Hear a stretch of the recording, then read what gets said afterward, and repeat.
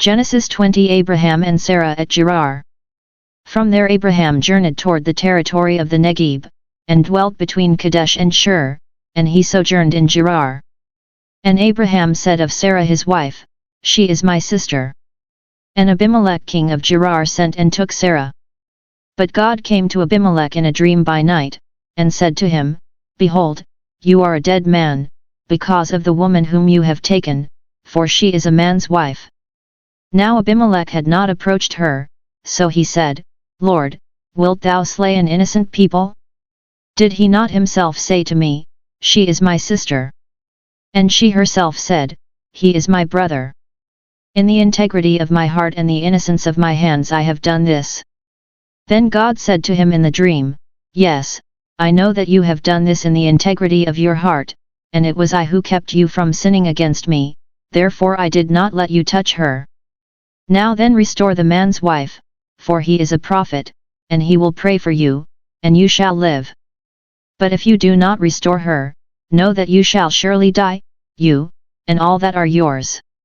So Abimelech rose early in the morning, and called all his servants, and told them all these things, and the men were very much afraid.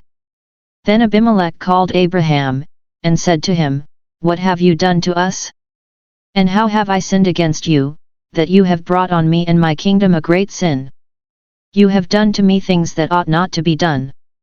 And Abimelech said to Abraham, "What were you thinking of, that you did this thing?" Abraham said, "I did it because I thought, there is no fear of God at all in this place, and they will kill me because of my wife. Besides, she is indeed my sister, the daughter of my father but not the daughter of my mother, and she became my wife.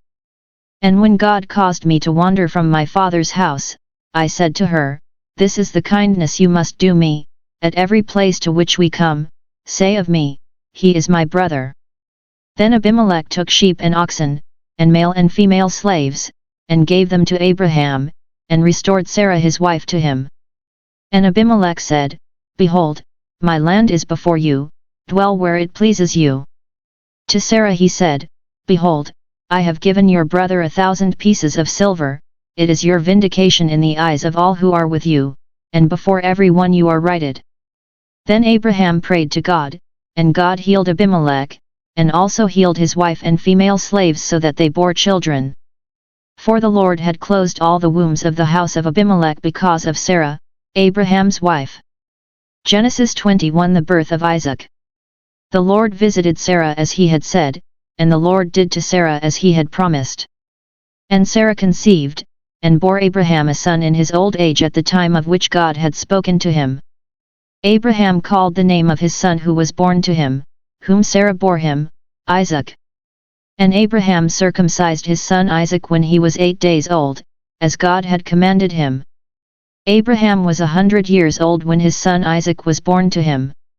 And Sarah said, "God has made laughter for me, everyone who hears will laugh over me." And she said, "Who would have said to Abraham that Sarah would suckle children?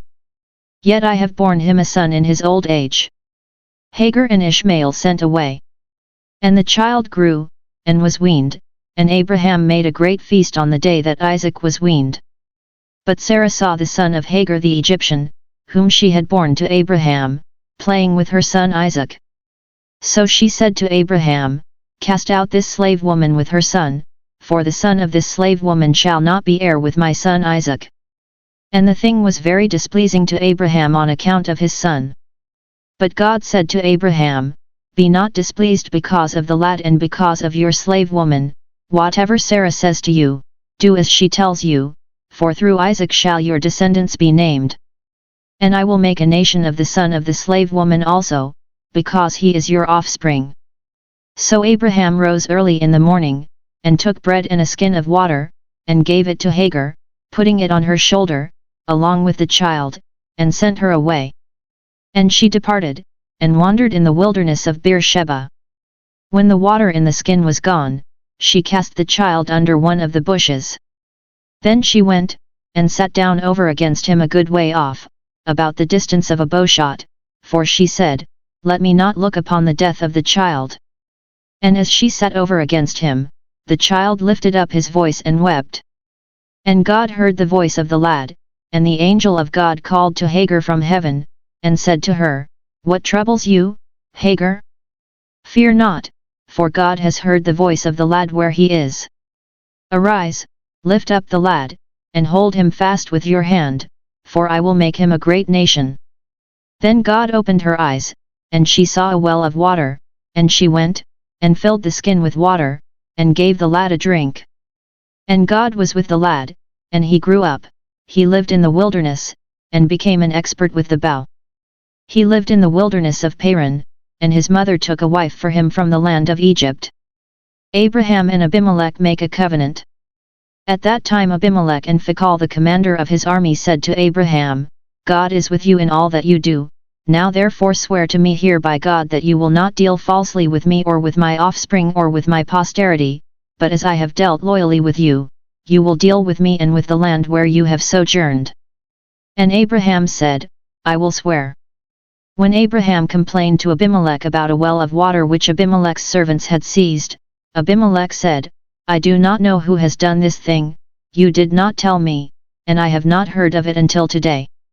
So Abraham took sheep and oxen and gave them to Abimelech, and the two men made a covenant. Abraham set 7 ewe lambs of the flock apart. And Abimelech said to Abraham, "What is the meaning of these 7 ewe lambs which you have set apart?" He said, "These 7 ewe lambs you will take from my hand, that you may be a witness for me that I dug this well." Therefore that place was called Beersheba, because there both of them swore an oath. So they made a covenant at Beersheba. Then Abimelech and Phicol the commander of his army rose up and returned to the land of the Philistines. Abraham planted a tamarisk tree in Beersheba, and called there on the name of the Lord, the everlasting God. And Abraham sojourned many days in the land of the Philistines. Genesis 22 The command to sacrifice Isaac. After these things God tested Abraham, and said to him, "Abraham." And he said, "Here am I." He said, "Take your son, your only son Isaac, whom you love, and go to the land of Moriah, and offer him there as a burnt offering upon one of the mountains of which I shall tell you." So Abraham rose early in the morning, saddled his ass, and took 2 of his young men with him, and his son Isaac, and he cut the wood for the burnt offering, and arose and went to the place of which God had told him. On the 3rd day Abraham lifted up his eyes and saw the place afar off. Then Abraham said to his young men, "Stay here with the ass, I and the lad will go yonder and worship, and come again to you."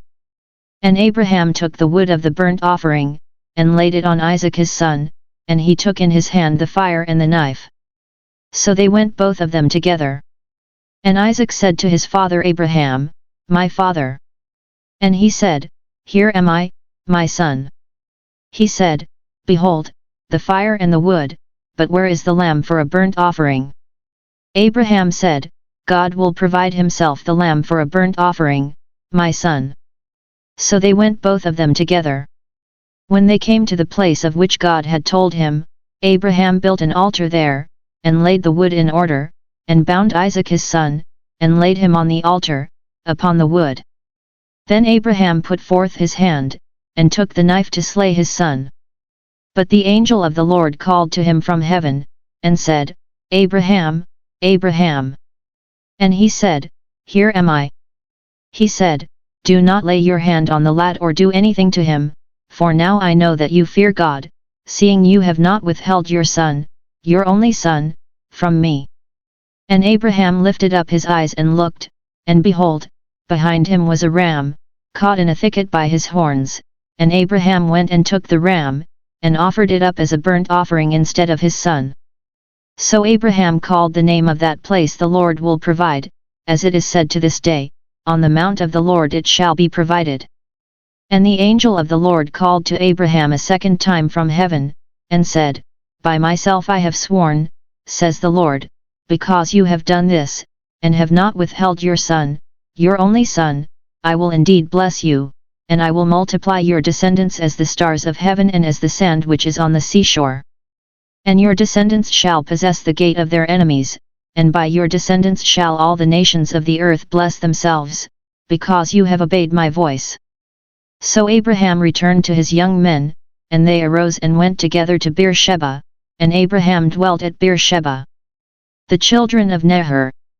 Now after these things it was told Abraham, Behold, Milcah also has borne children to your brother Nahor, Uz the firstborn, Buz his brother, Kemuel the father of Aram, Chesed, Hazo, Pildash, Jidlaph, and Bethuel. Bethuel became the father of Rebekah. These 8 Milcah bore to Nahor, Abraham's brother. Moreover, his concubine, whose name was Reumah, bore Teba, Gaham, Tahash, and Maachah. Genesis 23. Sarah's death and burial. Sarah lived 127 years, these were the years of the life of Sarah. And Sarah died at Kiriath-arba, that is, Hebron, in the land of Canaan, and Abraham went in to mourn for Sarah and to weep for her. And Abraham rose up from before his dead, and said to the Hittites, I am a stranger and a sojourner among you, give me property among you for a burying place, that I may bury my dead out of my sight. The Hittites answered Abraham, Hear us, my lord, you are a mighty prince among us. Bury your dead in the choicest of our sepulchres, none of us will withhold from you his sepulchre, or hinder you from burying your dead.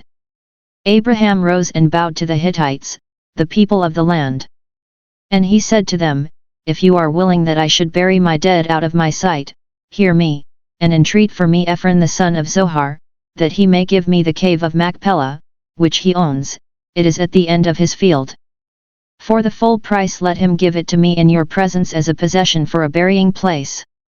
Now Ephron was sitting among the Hittites, and Ephron the Hittite answered Abraham in the hearing of the Hittites, Of all who went in at the gate of his city, no, my lord, hear me, I give you the field, and I give you the cave that is in it, in the presence of the sons of my people I give it to you, bury your dead.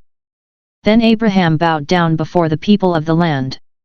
And he said to Ephron in the hearing of the people of the land, But if you will, hear me, I will give the price of the field, accept it from me, that I may bury my dead there. Ephron answered Abraham, My lord, listen to me, a piece of land worth 400 shekels of silver, what is that between you and me? Bury your dead.